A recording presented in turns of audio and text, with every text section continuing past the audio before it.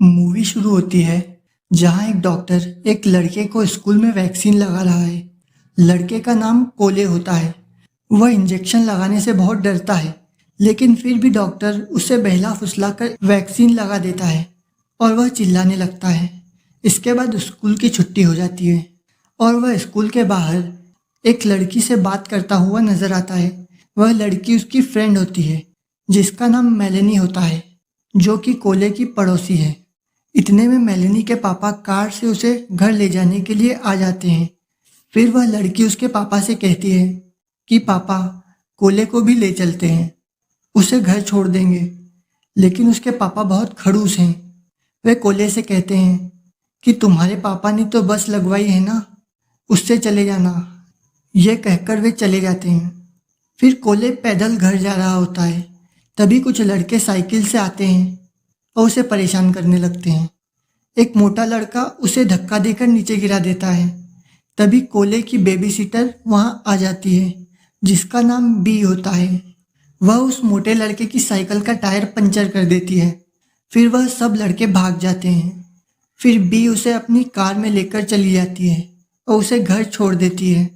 दोनों में बात होती है कि कल शाम को मिलते हैं और पार्टी करते हैं। फिर कोले घर में चला जाता है।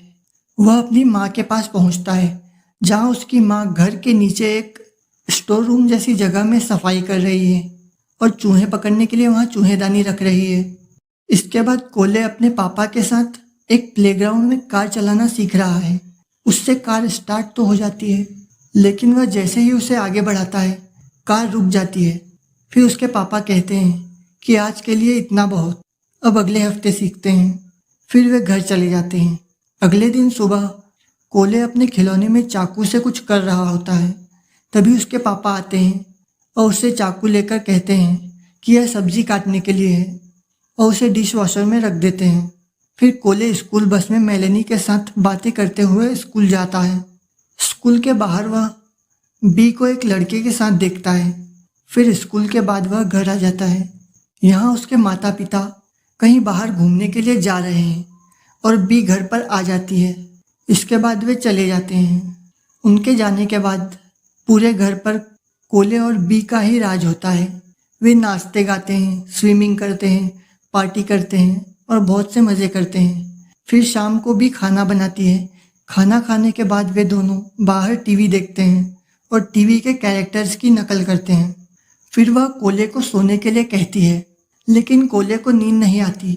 फिर बी एक ड्रिंक लेकर आती है और उसे देकर कहती है कि लो, यह ड्रिंक पी लो, नींद आ जाएगी। फिर कोले कहता है कि तुम नहीं पियोगी। फिर बी खुद के लिए ड्रिंक लेने के लिए जाती है। तब तक कोले ड्रिंक को गमले में डाल देता है। फिर बी आती है और कहती है कि मेरे बिना ही पी गए। कोले कहता है हाँ। इसके बाद वह कोले को सुलाकर नीचे चली जाती है जहाँ उसके दोस्त आए हुए हैं। लेकिन कोले सोता नहीं है, यह देखने के लिए कि बी और उसके फ्रेंड्स रात को क्या करेंगे। अब रात के 11:40 हुए हैं। अब कोले चुपके चुपके रूम से बाहर जाता है और सीढ़ियों के पीछे से देखता है कि सब क्या कर रहे हैं। वह देखता है कि वहाँ ट्रूथ और डेयर गेम चल रहा है। अब बी की बारी है। उसने डेयर चुना है। मैक्स उससे कहता है कि यहाँ जितने भी लोग हैं तुम्हें सबको किस करना है। फिर वह एक एक करके सबको किस करती है। लास्ट में एक लड़के का नंबर आता है जिसे कोले ने सुबह स्कूल के बाहर बी के साथ देखा था। बी उसे किस करने की कोशिश करती है, लेकिन वह घबराता है और कहता है कि मैं यह नहीं कर सकता। लेकिन बी उसे समझाने के बाद किस करती है और इसके बाद वह 2 चाकू निकालती है और उस लड़के के सिर में दोनों चाकू घुसा देती है। वह चाकू को उसके सिर में फंसा कर रखती है जब तक कि उसके फ्रेंड्स कटोरे लेकर नहीं आ जाते। फिर वह जैसे ही चाकू को निकालती है, खून की पिचकारी चालू हो जाती है और उसके फ्रेंड्स उस खून को कटोरे में भर लेते हैं। फिर बी एक बॉक्स मंगवाती है और उसे खोलती है।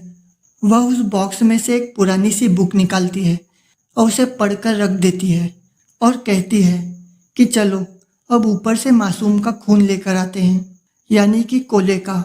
यह सब कोले ऊपर से देख और सुन रहा होता है और वह बहुत डर जाता है।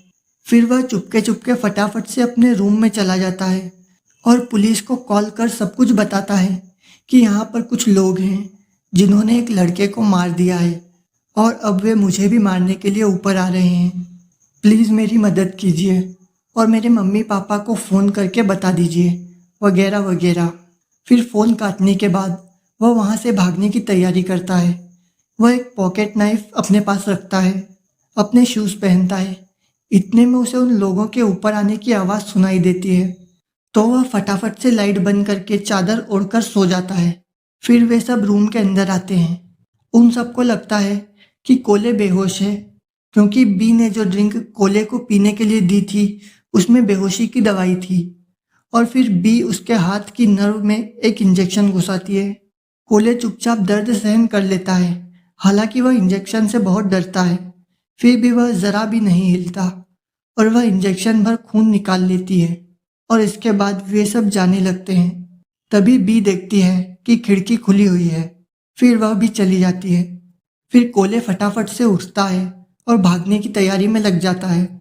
वह अपनी चादर का एक सिरा अपने बेड से बांधता है और दूसरे सिरे को खिड़की से बाहर फेंक देता है।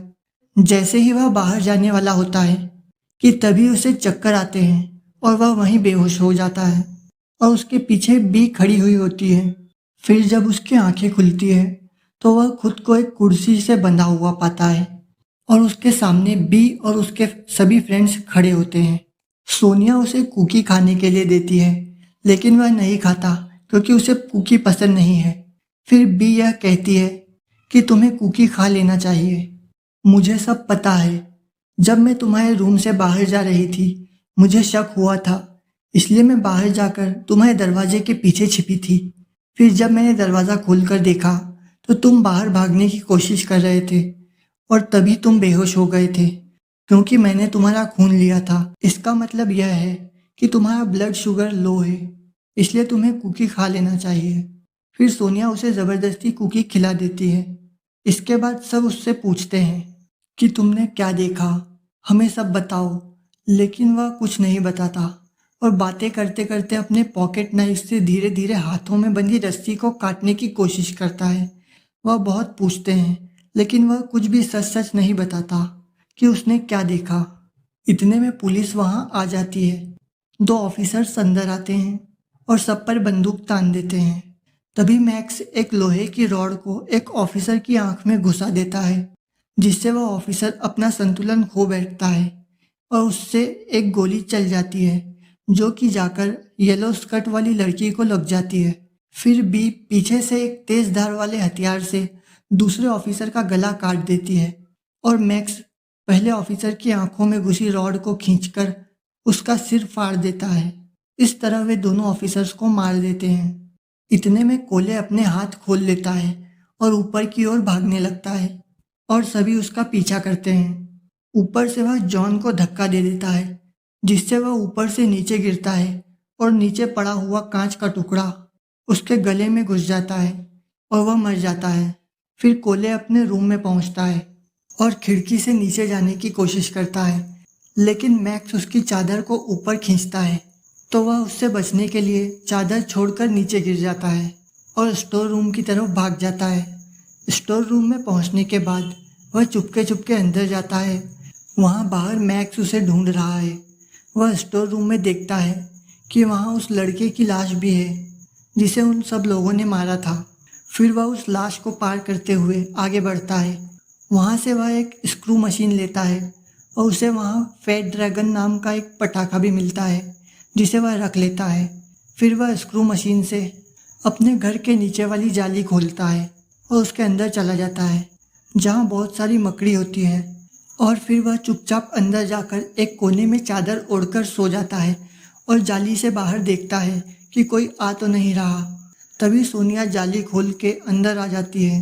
वह टॉर्च चालू करके उसे ढूंढने लगती है। वह मकड़ियों को पार करते हुए आगे बढ़ती जाती है। उसे सिर्फ मकड़ियां ही दिखाई देती है। कोले बिना हिले अपना चादर ओढ़कर लेटा रहता है। फिर कोले के वहां न मिलने पर सोनिया बाहर जाने लगती है। तभी कोले से एक गलती हो जाती है।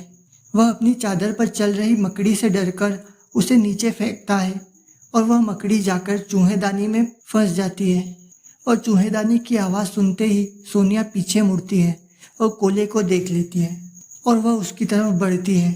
फिर कोले बचने के लिए अपने रॉकेट को जलाकर उस पर छोड़ देता है। रॉकेट से बचने की कोशिश में सोनिया के दोनों हाथ चूहेदानी में फंस जाते हैं। इतने में कोले वहां से भागकर बाहर निकल जाता है और स्क्रू मशीन से जाली को बंद कर रहा होता है। तभी उसका रॉकेट फट जाता है, जिससे सोनिया फटकर मर जाती है और कोले दूर जाकर गिर जाता है। फिर वहाँ मैक्स उसे पकड़ने के लिए आ जाता है। कोले भागता है और फिर एक सीढ़ी की मदद से उसके ट्री हाउस पर चढ़ जाता है और सीढ़ी को तोड़ देता है। ऊपर पहुंचकर वह इधर उधर घूमता है और डरकर वह आसपास देखता है कि कोई है तो नहीं, लेकिन उसे कोई दिखाई नहीं देता। इतने में मैक्स पीछे से एक रस्सी के सहारे ऊपर आ जाता है और फिर वह कोले को मारने की कोशिश करता है, लेकिन तभी उसके पैरों तले की लकड़ी टूट जाती है और नीचे गिरते हुए उससे एक रस्सी से फांसी लग जाती है और वह पेड़ से ही लटकता हुआ मर जाता है। इसके बाद बी उस पर गोली चलाने लगती है और फिर वह भागता है और देखता है कि सामने मेलेनी के घर का दरवाज़ा खुला है, तो वह भागते हुए उसके घर में घुस जाता है और दरवाज़ा लगा देता है। फिर वह मेलेनी को सारी बातें बताता है कि यह एक किलर है और फिर दोनों छुप जाते हैं। फिर बी उसके घर में आ जाती है और कोले को ढूंढती है। वे दोनों छुपे रहते हैं और बी ढूंढती रहती है। फिर वे दोनों छुपते हुए एक रूम में चले जाते हैं और कोले मेलेनी से कहता है कि तुम पुलिस को कॉल करके सब बता दो। और फिर कोले रूम से बाहर जाकर दरवाज़ा बंद कर देता है और मेलेनी के घर से बाहर चला जाता है और चिल्लाता है कि आ जाओ, मैं यहाँ हूँ बाहर, पकड़ लो मुझे। और वह भागते भागते अपने घर में चला जाता है। घर में वह देखता है कि येलो स्कर्ट वाली लड़की कुर्सी पर मरी हुई पड़ी है। फिर वह टेबल पर रखी हुई उस पुरानी सी किताब को देख रहा होता है। इतने में वह येलो स्कर्ट वाली लड़की कुर्सी से उठकर उस पर पीछे से हमला कर देती है, उसे मारती है। फिर कोले उस पर बर्तन फेंकता है। फिर उसके पास फेंकने के लिए कुछ नहीं बचता, तो फिर वह लड़की फिर उसे मारने लगती है। फिर अचानक उस लड़की का सिर फट जाता है। कोले देखता है कि पीछे से बी ने बंदूक से उसका सर फोड़ा है। फिर वह उसके पीछे आती है, तो वह बचने के लिए उस पुरानी सी बुक को पकड़कर एक हाथ में लाइटर लेकर उस किताब को जलाने की धमकी देता है कि मुझे बताओ यह सब खून किस लिए, वरना मैं इसे जला दूंगा। फिर बी उसे सब कुछ बताती है कि मासूम के खून को किसी बकरे के खून से मिलाकर अपनी विशेष पढ़ते हुए एक एक बूंद खून उस किताब के पन्ने पर गिराते हैं, जिससे कि इच्छा पूरी होती है। फिर बी उससे कहती है कि अगर तुम उस किताब को नहीं जलाओगे तो मैं वादा करती हूँ कि अब से ये सब नहीं करूँगी। हम पुलिस को बता देंगे कि हमला इन चारों ने हम दोनों पर किया था। लेकिन कोले उसका विश्वास नहीं करता, क्योंकि अगर ये आगे से ऐसा नहीं करेगी तो फिर ये किताब बचाने को क्यों कह रही है। इसके बाद वह किताब को जलाकर भागता है और उसे कमरे में फेंक देता है और घर के बाहर चला जाता है। बाहर जाकर वह एक कार लेकर उसे स्टार्ट करता है और पहली बार कार को चलाते हुए तेज़ी से अपने घर की ओर बढ़ता है और कार को घर में घुसाकर एक्सीडेंट कर देता है, जिससे बी कार के नीचे आकर जख्मी हालत में पड़ी रहती है। फिर कोले उससे बात करता है और फिर वह उससे माफ़ी मांगकर आखिरी अलविदा करती है। फिर कोले घर से बाहर आ जाता है। बाहर फायर ब्रिगेड और पुलिस आ चुकी है और आसपास के सभी लोग भी इकट्ठा हैं। मेलेनी उसके पास आकर उससे बातें करती है और फिर कोले के माता पिता भी आ जाते हैं और उससे गले मिलते हैं। लेकिन मूवी यहाँ ख़त्म नहीं होती। लास्ट सीन में बताया जाता है कि एक ऑफिसर अंदर बी की लाश को ढूंढ रहा है, लेकिन उसे वहाँ उसकी लाश नहीं मिल रही और फिर अचानक पीछे से बी उस ऑफिसर पर हमला कर देती है और उसे मार देती है और मूवी यहीं पर ख़त्म हो जाती है। तो दोस्तों, अगर मूवी अच्छी लगी हो तो वीडियो को लाइक करें और चैनल को सब्सक्राइब ज़रूर करें।